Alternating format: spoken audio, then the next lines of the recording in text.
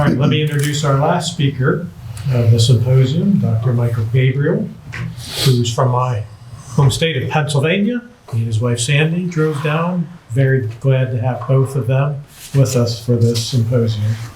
He's chair of the Department of History at Kutztown University. He earned his master's and doctorate at St. Bonaventure and Penn State Universities, and is the author or editor of 5 books, including Major General Richard Montgomery, The Making of an American Hero, which the 2nd edition is forthcoming. Congrats on that. In Quebec during the American invasion, 1775 to 76, the Journal of Francois Baby, Gabriel Techeroux, and Jenkin Williams, and the Canadian Campaign, 1775-76, published in 2005. Welcome, Dr. Gabriel. Thank you. Thank you, everybody. Very pleased to be here today. And it's interesting, being the last speaker, I hear all these things that make me think my basic premise is wrong or I need to expand upon it. So I'm going to, rather than read my paper word for word, I just want to talk about some broad ideas. And the broad idea here is the Canadian Campaign, specifically the Quebec Act, and the coming of the American Revolution. So to just get started here, the origins of the Quebec Act have to do with the British acquisition of Canada, Treaty of Paris, 1763. The British acquire French Canada. You can see what it was, Quebec. That's the British name, but that's the original province the British capture. And it's ruled by royal proclamation. It's ruled by an appointed governor. But the second royal governor, Guy Carleton, believes something needs to be done to assimilate the about 100,000 French Canadians into the empire. And in a very actually humanitarian kind of interesting point of view, Carleton shepherds the Quebec Act through Parliament. It has the bad misfortune, though, of being passed right after the Coercive Acts. So the Americans see the Quebec Act as the 5th intolerable act. And the Quebec Act has basically 4 or 5 basic ideas. The big one is it expanded the border of Quebec to all lands west of the Appalachian Mountains to the Ohio River. And Americans are going to have a real problem with this. Quebec Act recognizes Catholicism in Canada. It creates a governor with an appointed governor and appointed council, but no elected assembly, even though the Royal Proclamation of 1763 had said an assembly would be created. Quebec Act also talked about the use of French civil law and the use of British criminal law.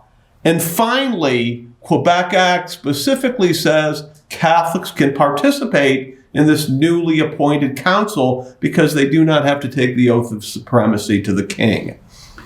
Not surprisingly, the reaction in the American colonies, and interestingly in Canada, is not good. Americans believe they're being encircled by Catholicism. They also believe to some degree they're going to be forced to embrace Catholicism. Brendan McConneville has interestingly noted that the king's reputation in America begins to markedly drop after Quebec Act because he was seen as somebody who had supported the Quebec Act. The other intolerable act he hadn't particularly commented on, Quebec Act, he actually endorses. McConnell quotes somebody talking about the king is a Catholic and he's going to force all Protestants to become Catholics now too. Americans are very much concerned about this idea of an arbitrary government with no elected assembly. Trial by jury potentially is going to be threatened, even though British criminal law is still going to be used. They're concerned that their property will be jeopardized by French civil law.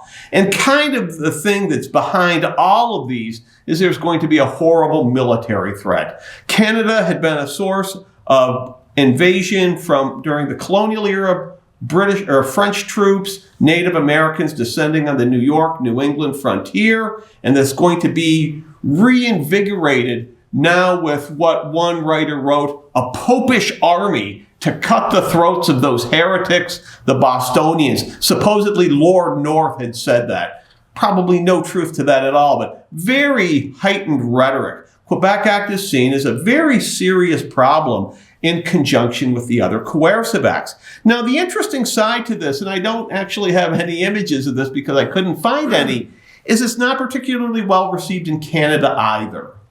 Canada has about 100,000 people. The vast majority are French Canadians, but there are about 2,000 to 3,000 British and American merchants who have settled in Canada since the British conquest in 1763. They very much dislike Quebec Act because of no elected assembly. And as early as 1774, there's protests in Canada, mainly in Montreal and Quebec, where English merchants, American merchants, are calling for Quebec Act to be repealed. They also vandalize a statue of George III in Montreal. The French Canadians themselves have a very split opinion on it. The clergy, who are in high regard theoretically, support the Quebec Act because the tithe will supposedly be reinforced.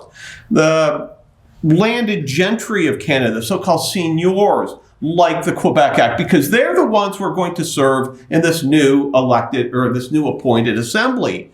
But the country people, the so-called habitants, the farmers, very much dislike it because they believe they're going to lose a lot of the liberties they've acquired under British rule, such as no seigneurial feudal dues, no tithe. And in spring of 1775, when Governor Guy Carleton tries to mobilize the militia in Quebec, thousands and thousands of French Canadian farmers take up arms. They beat their seigneurs. They refuse to serve. At one point, Carleton is forced to say he will not use troops against them. And this belief that the Quebec Act is actually unpopular in Canada is going to help foment the American Rebellion. The English can't believe the response of the French Canadian. I have a loyalist writing, the Canadian peasantry begins to show a disposition little to be expected from conquered people who have been treated with so much lenity by the government. He further noted that the French-Canadian opposition was being fueled by, quote, the never-ceasing labors of the malcontents in this province, those British and American merchants in Montreal and Quebec. Continental Congress sends a letter to the people of Quebec explaining that Americans are fighting for their rights too. They invite the Quebecois to send representatives to Philadelphia. And knowing there's this long animosity between Catholics and Protestants, they invoke the Swiss Confederation. Protestants and Catholics uniting against tyranny. Okay, that's what Quebec is going to be. Where this comes to a head is in the spring of 1775. Lexington and Concord, 3 weeks later, the same day Second Continental Congress meets, Ethan Allen and Benedict Arnold seize Fort Ticonderoga on Lake Champlain to get military supplies. Arnold and Allen seize 2 British warships. They raid a place called St. John's or St. Jean in Quebec, and they open the door to an invasion of Canada because they secure naval control of Lake Champlain. Throughout the spring and summer of 1775, the Americans have received a steady stream of information from mainly the Montreal area that the so-called old subjects, the English and Americans, would welcome an American invasion but wouldn't necessarily help, and that the French-Canadian peasantry very much would assist. Potentially thousands would enlist in the army. Over the summer of 1775, Congress doesn't know what to do with Ticonderoga. The belief in reconciliation is still very much alive. At one point, Congress actually authorizes all of the military goods taken from Ticonderoga be put into storage so they can be given back to the British once the conflict is over. But over the course of the summer, more and more rumors come out of Canada that the British are massing troops there, that they're calling upon Native Americans, and that they're building new warships at St. John's. And in late June 1775, Congress authorizes an invasion of Canada with the very interesting precursor, if it will not be disagreeable to the Canadians. How you're going to find out if it's disagreeable to them is very debatable, but the invasion of Canada has been authorized. One of the ideas behind the invasion of Canada is it would promote reconciliation. An American paper, and this might be John Hancock, says it would bring the ministry of our sovereign to reasonable terms. They also believe an invasion of Canada would show American resolve, that the Americans are not to be taken lightly and that they're committed to this cause. So ultimately, there will be two armies that enter Canada. One on Lake Champlain, led by a man named Richard Montgomery. A way more famous one is Benedict Arnold going through the Maine wilderness, but it's not actually the Maine invasion. Montgomery, a former British officer who favors reconciliation, he does not favor independence, leads the invasion force. And this is largely kind of forgotten today. Benedict Arnold marched through the wilderness, future trader, that always has more appeal. Montgomery leads the Maine invasion of Canada. And if we would just go back and look here real quickly, you can see St. John's, a place called Cranby. That's actually supposed to be Chambly. Montgomery and the Maine Army encounter the main British Army in Canada, about 700 British soldiers and two regiments of regulars. And they lay siege to St. John's for 48 days, rains almost incessantly. Montgomery calls his army drowned rats. But St. John's surrenders, and almost the entire British Army in Canada has now been captured. Let me go back one. Montgomery immediately seizes Montreal. Montreal falls on November 11th. Guy Carleton evacuates Montreal, and most of Guy Carleton's ships are captured at the mouth of the Sorel River about a week later. And at this point, Montgomery has basically destroyed the entire British Army in Canada, except for about 70 regulars who are at Quebec City. Very interestingly, Congress publishes these accounts with three different times in the fall of 1775. Fall of St. John's, fall of Chambly, Montreal, and then the Sorel. Congress publishes these accounts, and Americans become to expect that Canada is about to fall. Americans believe Parliament will begin to negotiate and that the situation is going to work out very well. Further adding to this is Benedict Arnold. Arnold leads a force through the Maine wilderness. They arrive at Quebec City undetected, but they can't make Quebec City surrender. So the Americans, by the end of November, early December, have overrun all of Canada, and it looks like Canada will be secured for the American cause. The problem here is once the American army, Montgomery and Arnold, unite, they lay siege to Quebec. Really like this picture. It was painted in 1780. It gives you an idea how horrible this would be to try to go after in winter if you're unsupplied. And they lay siege to Quebec for about 30 days. They can't get into Quebec. And on the night of December 30th, 31st, the Americans face a very difficult situation that on January 1st, most of Arnold's enlistments are going to expire. So on the night of December 31st, in a howling blizzard, the Americans launch an attack on the city of Quebec, and they're routed. Richard Montgomery is killed almost immediately. Benedict Arnold is seriously wounded, and over 400 Americans are captured. The American army in Canada is shattered.